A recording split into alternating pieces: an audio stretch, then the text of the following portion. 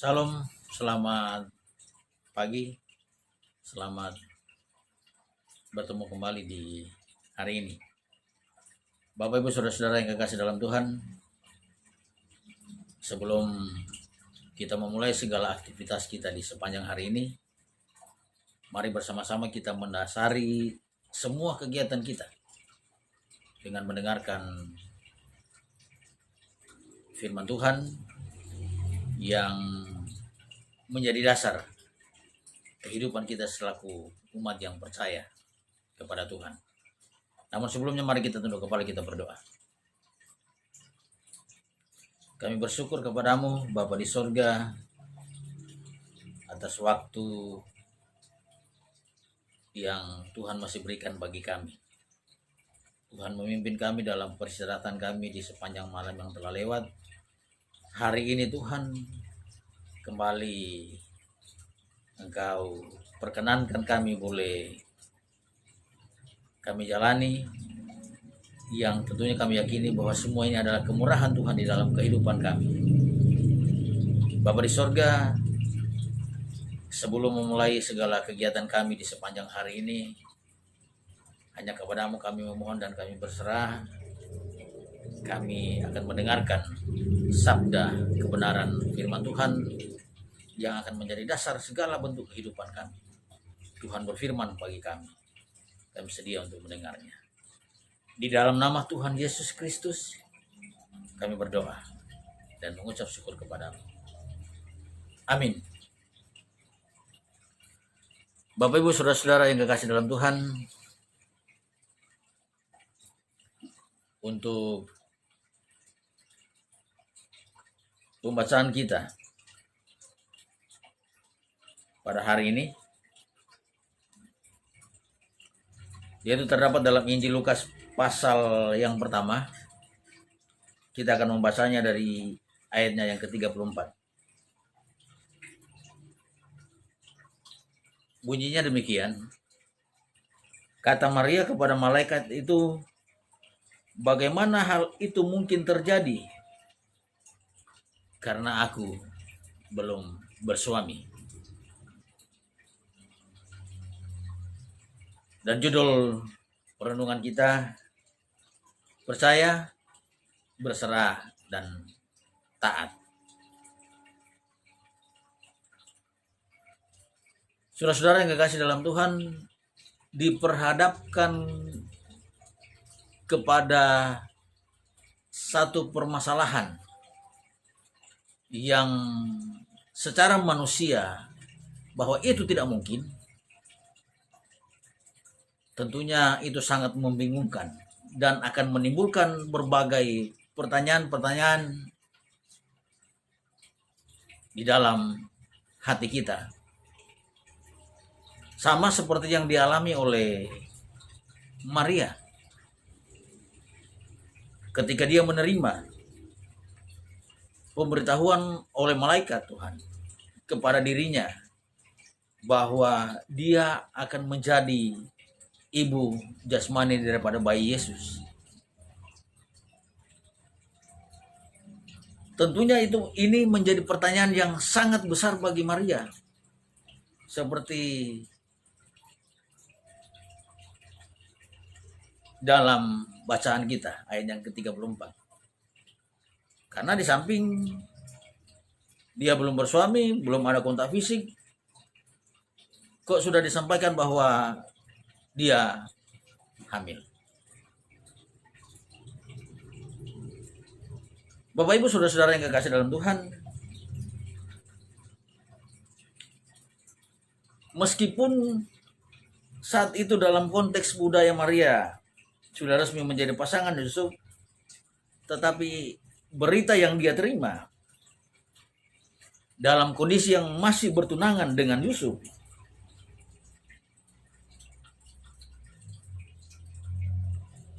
itu merupakan hal yang sangat-sangat berisiko.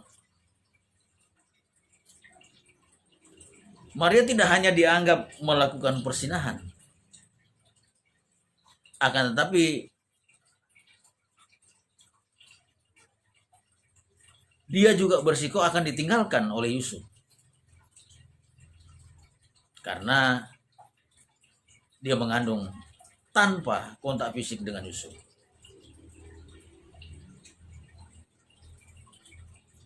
Saudara-saudara yang kekasih, terhadap peristiwa di atas sebenarnya Allah dapat mengintervensi lebih dini.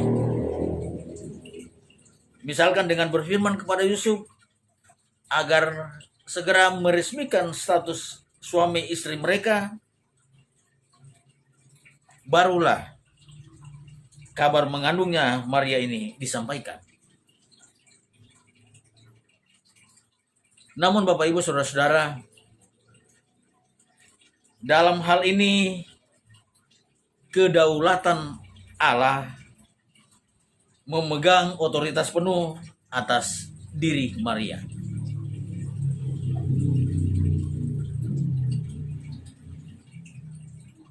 Kedaulatan Allah terjadi pada Maria.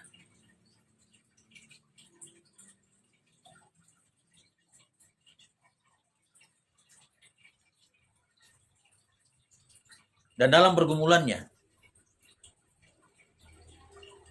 Maria meresponnya dengan penyerahan diri penuh sebagai hamba Allah. Kita bisa membacanya di ayat yang ke-38. Sesungguhnya aku ini adalah hamba Tuhan. Jadilah padaku menurut perkataanmu itu.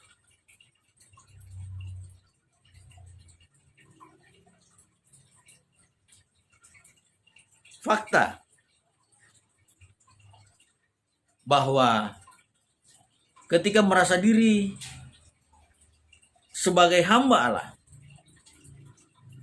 Yusuf dan Maria lantas menjalani semua ini dengan menaati tuntunan Allah. Menjadi kunci dalam momen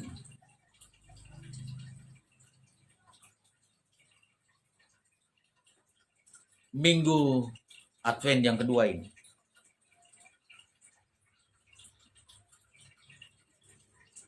Kita harus meneladani apa yang dijalani, apa yang dialami, bahkan meneladani kehidupan Yusuf dan Maria.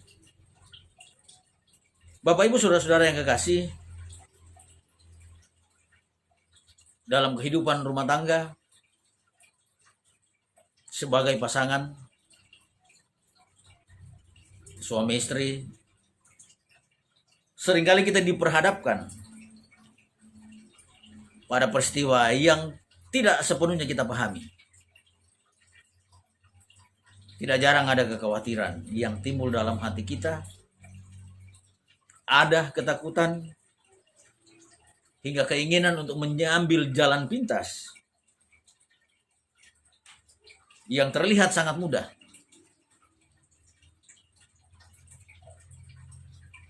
Ada di dalam pikiran kita. Namun Bapak Ibu, sama seperti Maria dan Yusuf yang memilih percaya. Mereka berserah.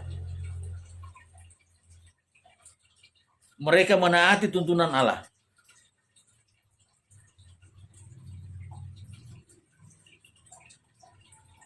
Demikian juga dengan kita. Kita pun dapat dipakai oleh Allah. Menjadi alat kemuliaan Allah. Dengan terus memilih percaya dan taat dalam kasih karunia Allah dan juga oleh pimpinan Roh Kudus. Dalam berserah, percaya, dan taat, kehendak Tuhan dapat dinyatakan dengan kuat. Tuhan memberkati kita semua, memberkati firman-Nya.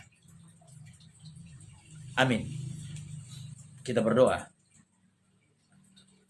Terima kasih Bapa di sorga, firman-Mu telah diberitakan bagi kami. Bapa, Engkau mengajarkan kami semua untuk senantiasa berserah, taat, dan percaya kepada apa yang Tuhan kehendaki dalam kehidupan kami. Pakai kami Tuhan menjadi alat kemuliaan. Bapa dalam surga, pada saat ini kami berdoa untuk kehidupan kami dalam tugas dan pekerjaan kami masing-masing. Tuhan kuatkan, mampukan kami untuk dapat menjalani semua itu, agar supaya semua itu kami boleh jalani dengan penuh penyerahan diri kepada-Mu. Kami berdoa untuk saudara-saudara kasih kami yang berada dalam kelemahan tubuh, mereka yang dirawat di rumah sakit maupun yang dirawat di rumah. Tuhan, lewat jamahan tangan kasih Tuhan, kami mohon kepada-Mu mereka boleh dipulihkan, agar supaya mereka boleh pulih seperti sedia kala dan kembali boleh mengangkat segala tugas pekerjaan yang diembankan bagi mereka. Demikian Tuhan kami berdoa untuk sukacita yang boleh dialami oleh saudara-saudara kasih kami, baik sukacita karena hari ulang tahun kelahiran, hari ulang tahun pernikahan, dan sukacita karena syukur-syukur yang lain. Bapa di sorga, Tuhan memberkati sukacita mereka. Terima kasih Bapa dalam sorga. Tuhan terus memimpin kehidupan kami, mengajarkan kami untuk senantiasa hidup di dalam jalan yang sudah Tuhan tetapkan di dalam kehidupan kami. Lebih jauh Tuhan, Kau senantiasa memajukan kami dari mara bahaya, sakit penyakit yang senantiasa merongrong kehidupan kami. Tuhan, Kamu mengampuni segala dosa dan salah kami, menyambut kami yang berdoa di dalam anak-Mu Yesus Kristus Tuhan dan Juru Selamat kami yang hidup. Amin.